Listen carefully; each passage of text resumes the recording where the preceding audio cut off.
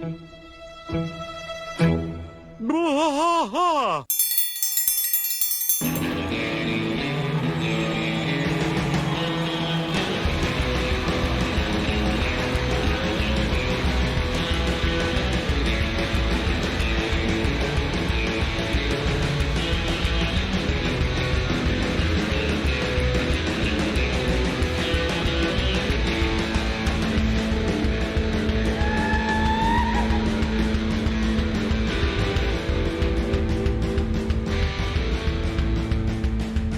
Bwaaa trash fight all through the night, deep in the heart of Texas.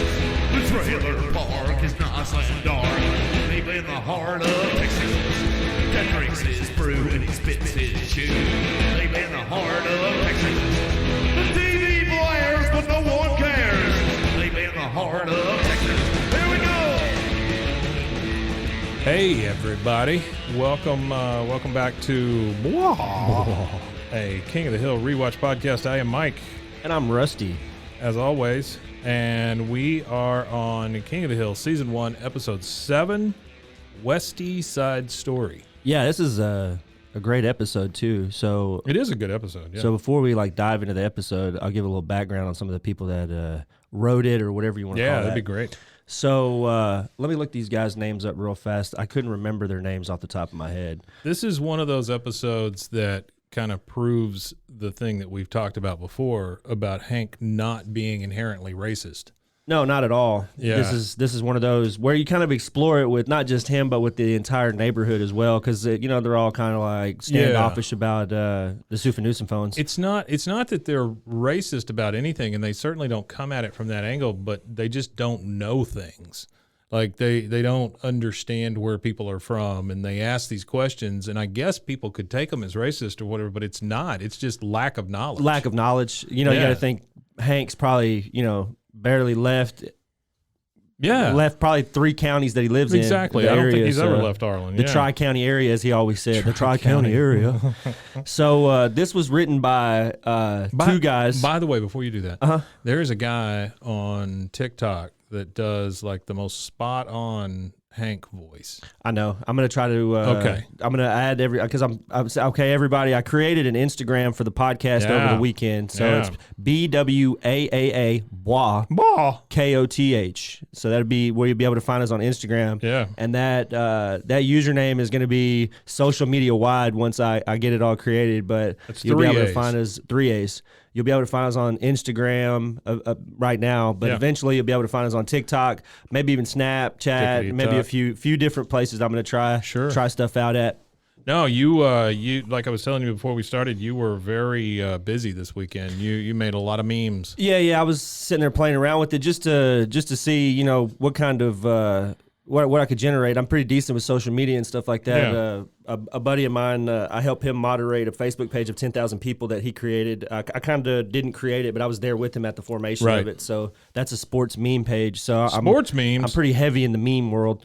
So hardly knew him. This was written by a guy named Jonathan Abel and Glenn Berger. Okay. Now they are highly famous for the Kung Fu Panda series. Really? These guys did the Kung Fu Panda series. Not only did they do that, they did the Troll movies too. Oh, wow. So these guys are prolific, I guess, in the animated realm, because Kung Fu Panda was huge with Jack Black. Kung Fu Panda was huge. That first one was gigantic, yeah. Mm-hmm.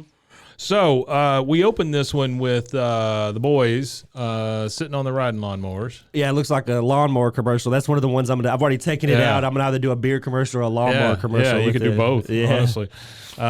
Just do a don't mow and drive. Yeah, that would be funny. Don't mow and drive PCA. Yeah, don't drink and mow. So they're all sitting there and they're just kind of yipping each other, drinking their beer on their lawnmowers, and a moving truck comes around. Yep, budget movers. And they start unloading, and these guys are like, oh, good, we got new neighbors. Everybody's kind of excited because they got the new neighbors, and they see these 2 guys moving stuff off of the budget movers truck, and they start to speculating. Want to know if, that boy, if he handles those cardboard boxes, or if he handles a football the way he handles those cardboard boxes, Arlen High has got himself a new tight end. And then Bill wants to know if the dad is a good bowler. He looks like a good bowler. Yeah, he looks like a good bowler. Looks like a good bowler. He's lifting with his knees. That's right. Yeah, maybe he needs someone to bowl with. Poor Bill. He's always just looking for a friend. That's it. He is. He just wants a friend. And it's really funny. In some episodes, how they treat him, you'll see him sitting at like the kids' table eating with all the kids and stuff. Yeah. So the boys wander over and they're going to meet these new neighbors, and they find out that these are just the movers. Another car pulls up, a little station wagon, and because he asks, he says, "Well, what brings you to Arlen?" He goes, "Well, this family hired us to move their stuff," and it was Mike Judge's voice. You could hear his voice there. Yeah. And then the station wagon pulls up. The Sousanuzophones, which we don't know that's their name yet, but they get out. Yeah. They've got their little Westie dog. It's Con, his wife Min, and his daughter Con Jr. Con Jr., which is not usually passed down to a girl. But no, hey, Bobby ends up asking her later on why she's called Con Jr., and it says, because my dad wanted a boy, and he goes, mine too. Yeah, like he's not a boy. Yeah, he's a disappointed one, though. So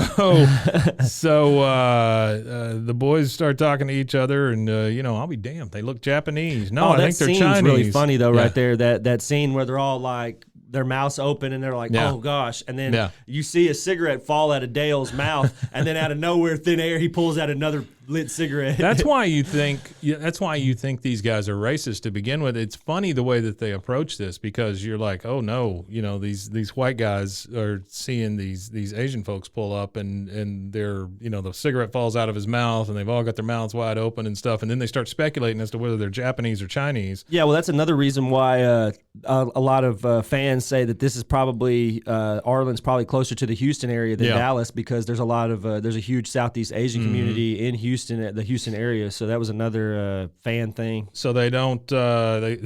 Again, lots of speculation here. But Hank, one of the things he says is, well, a neighbor's a neighbor, and he goes up to Con and actually says something like, you're my neighbor, so you're my friend.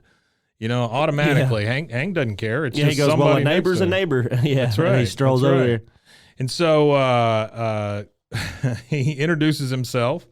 It means I'm your neighbor, and that means you're my friend.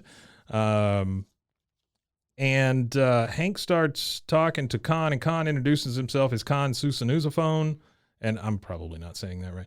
But then Hank's like, so you pronounce that Con, Yeah, so you pronounce not the last name. He's going to skip right over the last name, and he says, are you Chinese or Japanese?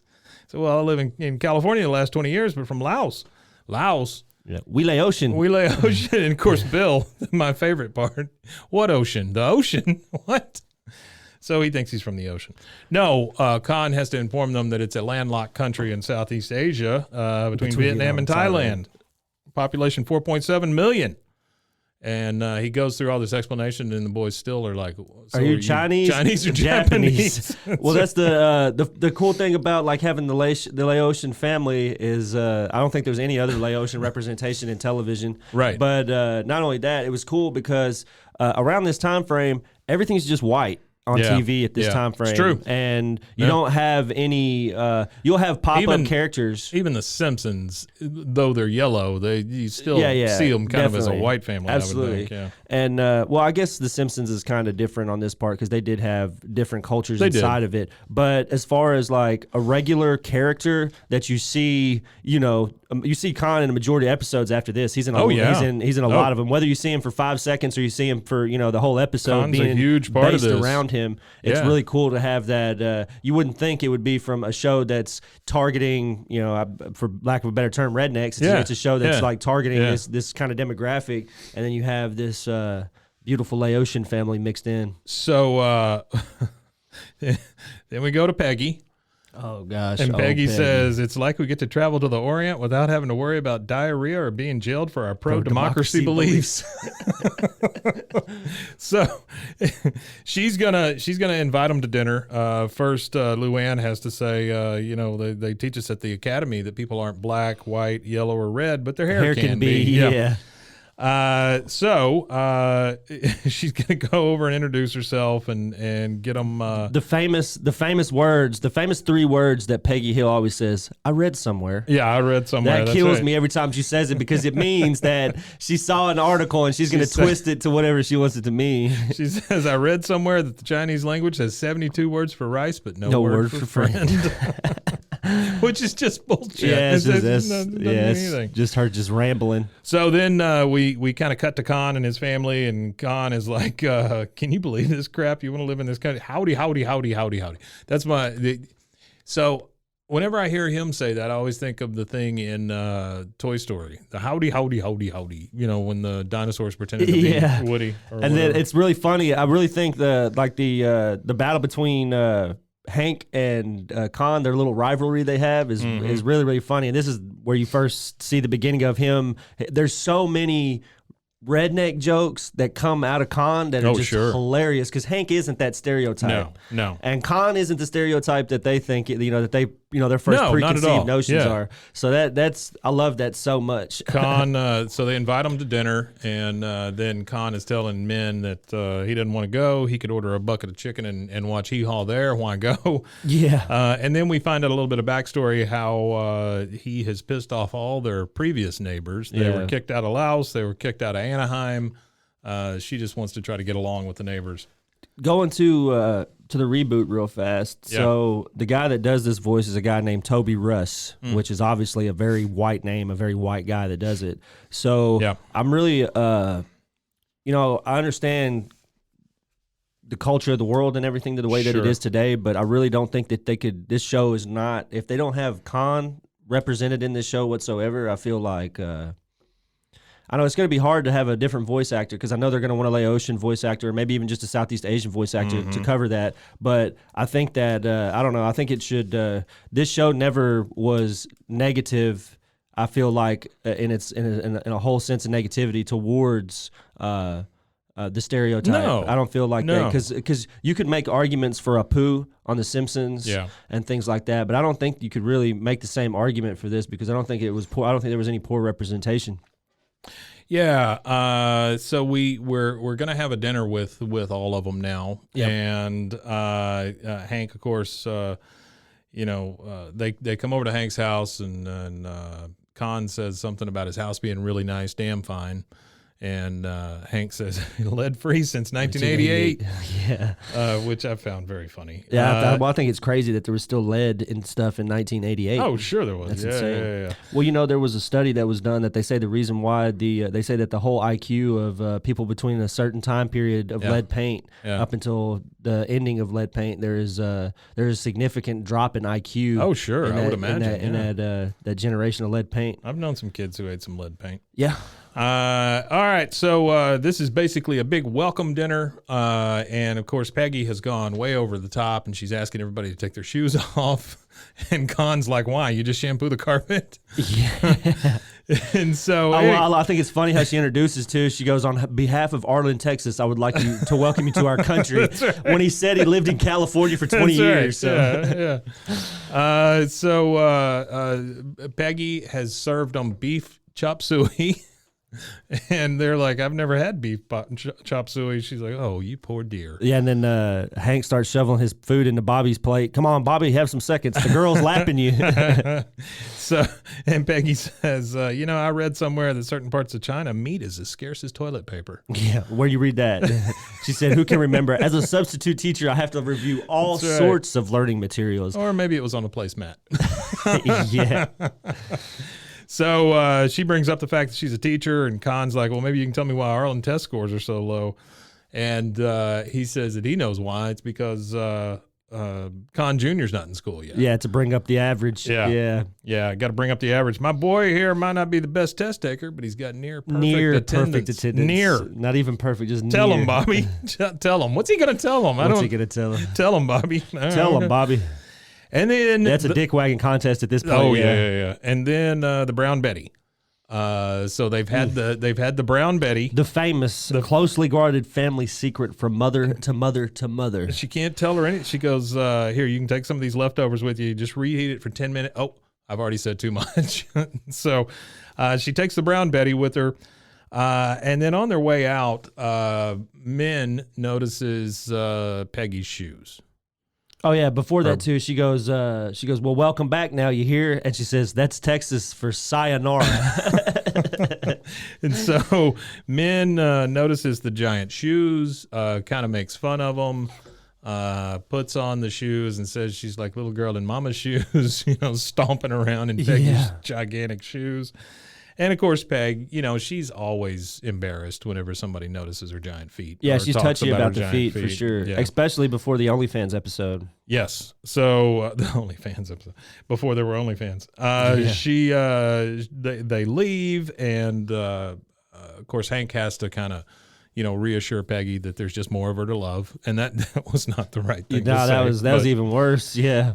So we catch them outside, and now the little Westie dog. Hold on. Before that, there was a funny part that I wanted to. He said when she said you don't come into a woman's home and insult her feet, you just don't do that. Yeah. And he goes, well, come on, Peg. Remember when you first moved here from Montana? You called Pop Sody Pop, and you thought 93 in the shade was hot. That's right. Yeah. So we see them outside with the dogs. They got the little Westie dog out. And Hank says, be careful, Bobby. That's one of them Chinese fighting dogs. Yeah. And he goes, it's a West Highland Terrier. And this is real funny. This reminds me of the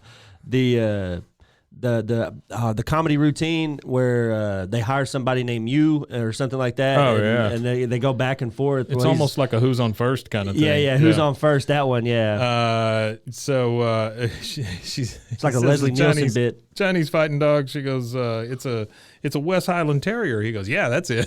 Yeah. Like it's a Chinese fighting dog. But he asked the name of the dog, Con Jr. What's the name of your dog? That's Doggy. Yes, I understand it's a doggy, but what's his name? And he goes, that's a doggy also, pointing to Lady Bird. Yeah, but her name is Lady Bird. She's a pure Georgia bloodhound. Her mama tracked down James Earl Ray. Ray, which is the best. And then he goes, aren't kids great? They're too young to know about fear or prejudice. That's right. They don't have to learn that till high school. Yeah, they don't have to learn that till high school. Yeah, that's great. So Lady Bird and Doggy start to have relations. Oh yeah, absolutely, as it were, and they're real worried. Hank's real worried about his bloodhound getting impure from this Chinese fighting dog. Yeah, absolutely. So Con thinks it's hilarious though, and calls Lady Bird a slut. Calls her a slut. Lady Bird is not a slut. She's in heat. That's her right. hormones have overwhelmed her natural modesty. Natural modesty. So he asks him to type his dog. He says, I'm not tying up my dog. You type your dog. Is she seduced my dog? There's a lot of seduction, a lot of modesty. And then he goes, that's ridiculous. Lady Bird could only love another purebred Georgia bloodhound. You know what, Hank? I think you're a narrow-minded redneck, says Con. Yeah. And that really sets him off. Well, it's really funny because he goes, because I'm from Texas, I got to be some kind of redneck. And as he's walking off, he goes, the Chinese and their stupid stereotypes. That's right. Yeah. So everybody's pissed off at each other now, and they're moving on. Then we see Con drive by in his on his lawnmower.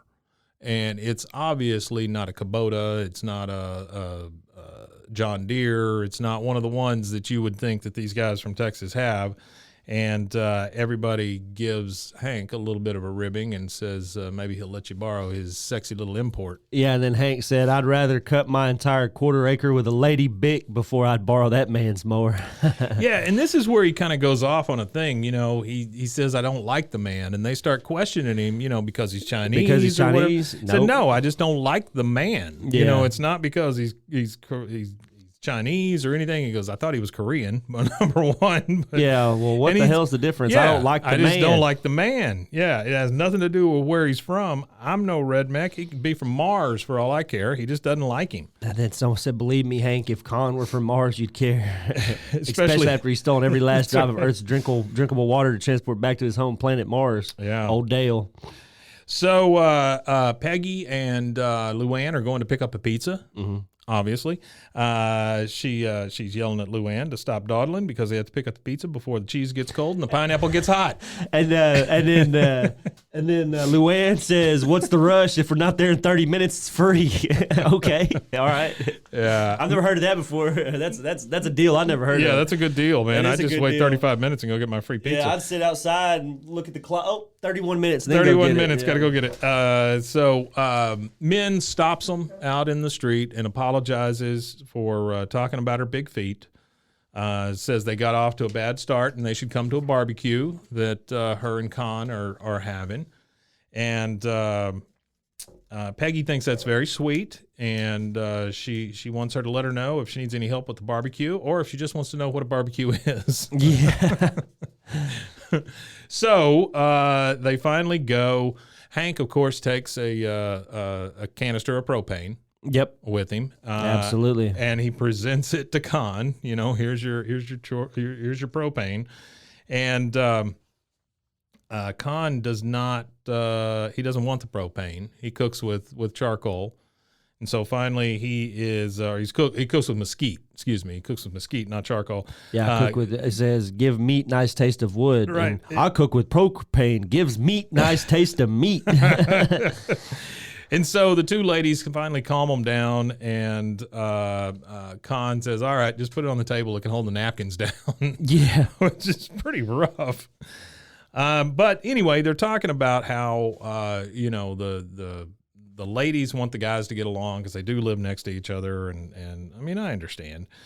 And then we go back to the kids with the dogs, which is also like a pre-indicator of the relationship between Con and Bobby Hill, which I personally hope continues on in the reboot, and I hope that they are married with children at this point. I do too. I think it'd be cool. I think it would be cool to have, especially in today's world, you know, with everything being as, you know, intercultural and everything like that. I think it would be neat to have expanded on their relationship and turn them into.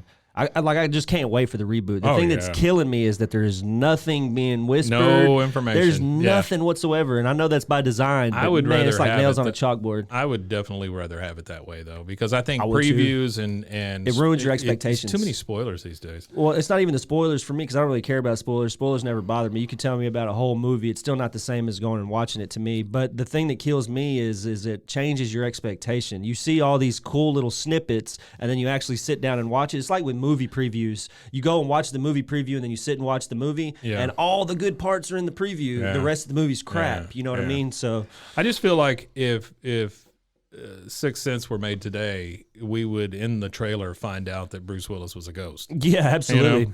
Anyway, they're talking about the dogs and how one of them's tied up, and Con Jr. says, "Doggy's just like me. He's new in town, doesn't have any friends. You know, we should untie him so that they can be friends, so that they can play." Yeah, then Bobby said he'd chew through the leash. One of my he favorites. says, "I bet it tastes just like a Bible cover." It's like a Bible cover. That's right. So they let him go.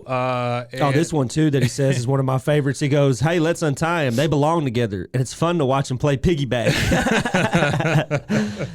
The innocence of children. Oh, absolutely, absolutely. We go back to Peggy and Min, and Min is just going over the top to try to compliment Peggy because she knows she's kind of offended her. Well, it's really funny, though, between Min, Peggy, and Nancy. I mean, they could have their own offshoot TV show. You could have, I thought it would always be funny. I always thought about this after these shows started coming out, the Real Housewives show. I always thought the Real Housewives of Arlen would be hilarious. Yeah, I would love that. So she's going over kind of the top, complimenting Peggy because she doesn't want her to think she's mad at her. She talks about how men are stupid and women are smart and how they need to stick together. And then she says, "Look, I made your Brown Betty." Yeah. Now, Peggy does not take well to that because she wants to know where she got her grandma's recipe. And Min says she figured it out by herself. Yeah, she reverse engineered it. And then she goes, that your recipe was missing one thing. Flavor. "I beg your pee," she says. Yeah. I add flavor. Nutmeg. Tastes flavor. Much better, don't you think? Nutmeg flavor. So they try the Brown Betty, and Hank says, to be honest, I've always had trouble keeping your brown Betty down, but this is pure heaven. Oh, that's terrible. Yeah, that's rough, That's man. terrible because that's her. Imagine your husband of X amount of years looks at you and says, well, damn, I was only stomaching it. This one right here, though, I could eat this all day. That's terrible. And then now you get them all standing over the grill. And it reminds me of that the episode where he's watching the steak guys, the guys flip steaks. Yeah. So they're all sitting there sweating. All the boys are telling him, oh, you might want to flip them. And he keeps saying, too soon. Those burgers look done. Nope, not yet. You might want to turn them. Nope, please go away. And then they just Please, keep. Con, you're burning them. Yeah, you're burning them. There's too much char. Too much char. Shut mouth, open mouth. And he just slams the burger into Hank's mouth. And then that's the best burger I've ever had. Yeah, that's Which is awesome. Which is awesome, yeah. That's an existential crisis for... it's got to be. Yeah. Well, because that's not the only crisis he has with charcoal or wood. He has other run-ins with it where he eats a burger that's better on wood. And I think that's the funniest thing ever because I believe that he thinks charcoal is better for taste, but he's a propane salesman. What the hell would it look like, a propane salesman, when you drive through the alleyway and see him cooking on charcoal? I think it's a lot of optics for him on the propane. I don't think absolutely. I don't think he truly enjoys tasting the meat over the flavor of smoke. Taste the meat, not the heat. Not the heat. So they just keep talking about how everybody's so different, and this is where you get the Bobby quote about his dad wanting a boy. Yeah, my father wanted a boy. Well, yeah, so did mine. Yeah, which is funny because Bobby is a boy, but he is definitely not the traditional masculine version of what Hank envisioned having a son as, which I think is funny because his dad was so toxic with him as far as toxic masculinity goes that Hank has to swallow his feelings, and now you have Bobby who is completely reverse of that, who wears his heart on his sleeve kind of thing. So Bobby and Con Jr. are talking, and she says they're talking about how lame their dads are. Oh, yeah. And she says something about her dad makes her practice violin 5 hours a day. Of course, Bobby's retort to that is, my dad won't let me watch TV more than 5 hours a day. Yeah, and then 5 hours of TV. And then Con Jr., she says, well, my dad's making me memorize. He's such an autocrat. And then they start talking about the SAT and how it's an SAT word. And what's an SAT? Bobby didn't even have a clue. Yeah. But Hank is kind of enthralled with these folks now. Yeah, he is. He says, Peggy, there's nothing these people can't make better. Yeah. First the automobile, then the color TV, and now the hamburger. It's funny how he says hamburger too. I noticed he said it real funny. It was like hamburger or something. It was just a weird inflection in his voice when he said that. How do they do it? With a dash of nutmeg. Peggy is really pissed off about this brown Betty at this point. She's super pissed. Yeah, she doesn't understand it. Any man who can make a burger like that's okay by me, he says. So really, it all comes down to burgers, cooking, mowing yards, all of that. If you could do all those things, it doesn't matter who you are, what you are. Hank likes you. And there is other episodes that there was an episode where Bernie Mac is the guest on it, where they discuss the race issue again because Lady Bird goes nuts on the repair guy. Oh, that's right. And they're like, well, usually a dog. If the owner's racist, the dog's usually racist too. When it had nothing to do with the race, it was the fact that it was a handyman inside of his house that was bugging him, not the fact that the guy was black or whatever. I thought that was neat. So you get here, the boys are walking away fat and full from the yard over there, and they're talking about the burger. Yeah. Any man who can make a burger like that is okay by me. And then you said it. Bill goes, it was so good, it's almost a shame to lose it to the process of digestion. And then you get a Boomhauer quip. You go, I tell you what, the dang old onion soup powder, man, just put a little bit of that. You don't need no grilled onions. Yeah, and then Dale, the conspiracy theorist, Dale brings up the fact that he thinks it's a dog. Yeah, he goes, well, how about you, Dale? How many you got underneath your belt? 0. He goes, how come? He pulls up that leash. He goes, I don't eat dog. Yeah. Okay, here are the facts. I see them. Con served you dog. Con did not serve us dog. That's just an awful stereotype. Chinese people don't really do that. And again, I don't know. Laotian, but yeah, they're really convinced that they're eating dog now. And then the quote was, anyone crazy enough to put nutmeg in brown Betty, well, they'd be crazy enough to do anything. That's right. Even if they did feed us dog, who are we? Who are we to judge other cultures? Maybe they're onto something. Who are we to judge other cultures? Maybe they're onto something. They did invent paper, Yeah. Paper. So, yeah, they're really worried about the fact that they probably got some dog. Yeah, and then would you eat? A dog is a man's best friend. Would you eat your best friend? Of course not. And then I think it's Dale. He goes, "Are we talking about some kind of lifeboat situation here? I don't want to paint myself into a corner." That's a whole like somebody's gonna hold him to it. Don't eat that friend. But anyway, they talk about it's chopped meat, not chopped dog. Dog is meat. Dog is meat. You said it, friend. You said it, friend. So you see Bill just licking his fingers, and he goes, "I'm just trying to get that awful taste off my fingers." Yeah, and then Peggy walks up to go over to the Super Nusiphone's house, and she overhears men through the window talking on the phone, and she's talking to the dog pound. Right. And she said, "I'm looking for a dog," and all they could hear is just these little bits of the conversation. She's like, sweet dog, have big barbecue today, dog run out. Yeah. I need 20, 25 pounds. And then, good Lord, it's true. I'll call you back. And then she runs to Hank. Yeah. Yeah. Can't hear you over my weed whacker. Yeah, he's standing in the doorway or whatever. Well, I can't hear you over my weed whacker. He starts it up or whatever as he's talking, and then he's just kind of like kind of lost a little bit and swings the weed eater, knocks all their chrysanthemums. He kills all their chrysanthemums. Yeah. And now Crazy Redneck has chopped down all their chrysanthemums. That's it. Yeah, it's not a great thing. We go back to the kids who are really the innocent parties here, and they're talking about riding bikes and stuff, and now they're going to go looking for Doggy. Using Lady, they know that Lady Bird's the bloodhound, so they say, all right, well, we'll let her go. And it's kind of funny right here because Lady Bird's stronger than Bobby can contain. Oh, yeah. So she yanks Bobby to the ground, and as soon as he hits the ground, boom, he lets go of the leash, and the leash retracts and slaps the dog in the back, and the dogs get scared from that, and she gets to running even faster off. So, yeah. Dale puts in his 2 cents about how dangerous these people are, how they'll get you with a blow dart. Yeah, they'll get you with a blow dart. You'll think it's just a mosquito bite until you die. Then you'll know the truth. Then you'll know the truth after you're dead. And you know, this kind of goes on for a little bit about them eating dog. Eating human meat. They say, well, why would they do that? Human meat's tough and flavorless. Yeah, and so Khan is pretty pissed off at this point because his dog's missing, his chrysanthemums are gone. The people have now overheard them ordering dog meat, which... Do you pick up the phone and order dog meat? I mean, is that a thing? Yeah, I don't know. So I'll leave that one alone. They're griping back and forth. They're talking about the dogs. They finally find both of the dogs. One has gone after the other one, and then they understand or they figure out that maybe it wasn't dog meat. Yeah, absolutely. I mean, come on. Yeah.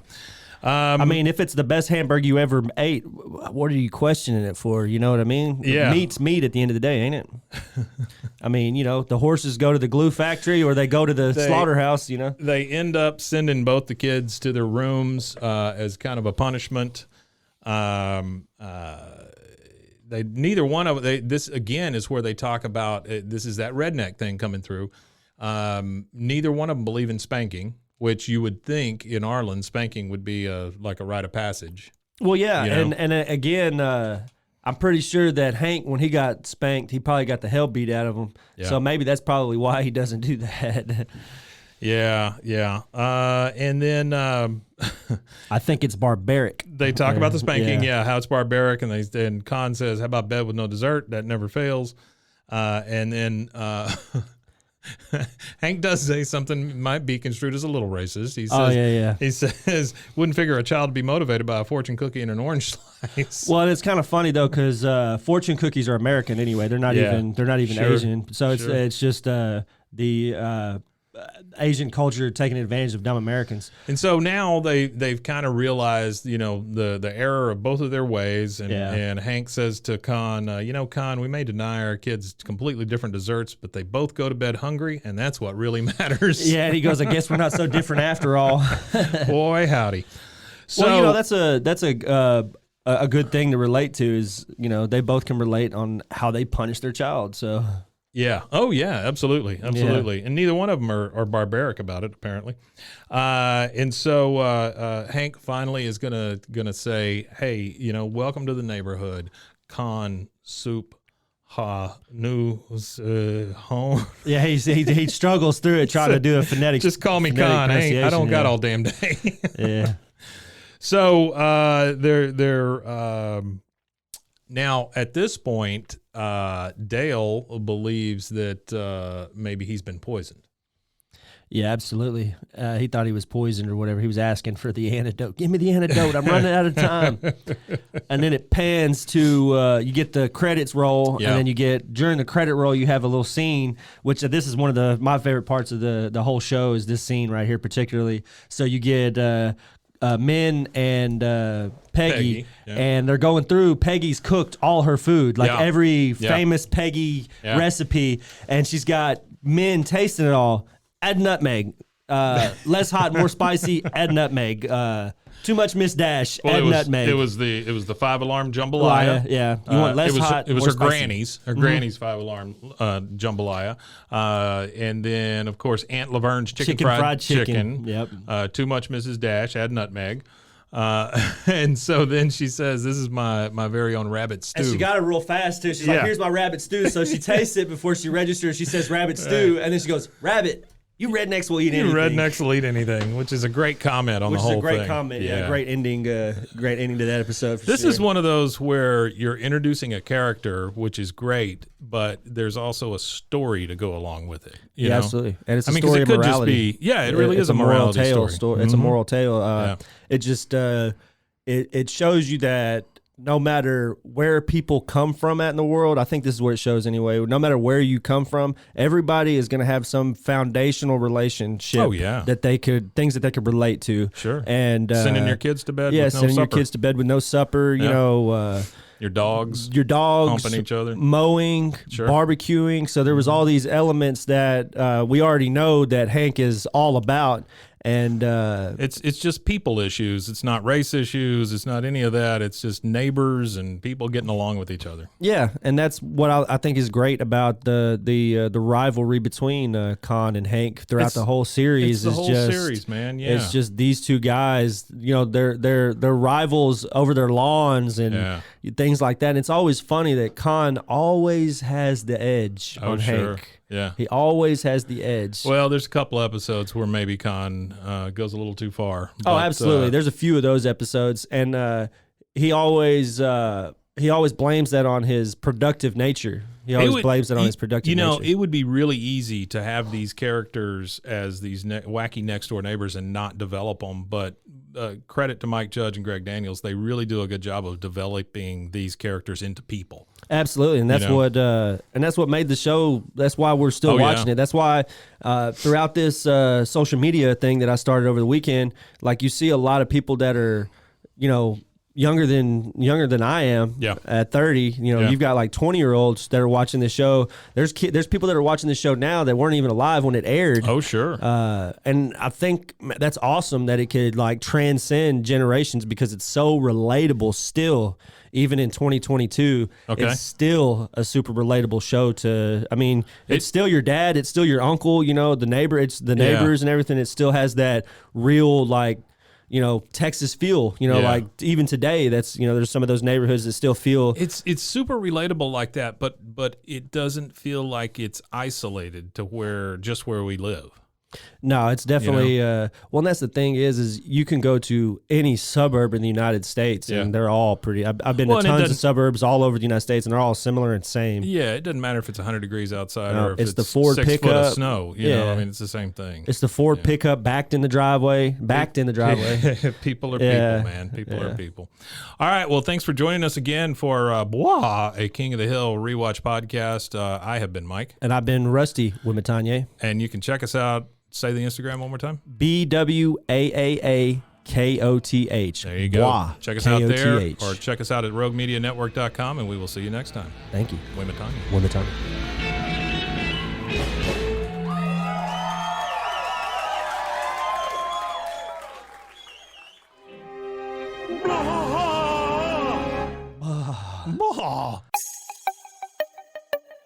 This has been a Rogue Media podcast.